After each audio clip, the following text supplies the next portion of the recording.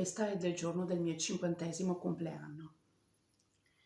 Oggi festa doppia, non più 40 ma 50. Per fortuna a cavallo non ero sola. Ora mi appropingo a divertirmi nel mondo delle favole in cui io mi perseguito per Cenerentola. Ma ho trovato in lui l'essere che mi dà speranza e futuro. Io credo in noi e sono devota, non tradisco questo, l'appuntamento con l'essere. Cordialmente visti a cavallo stanotte fuoco e fulmini. Oggi sole, con le figlie gioisco stasera e col nipote mi abbandono il genero di simpatia e ci avvolgiamo a parlare del mio nuovo status.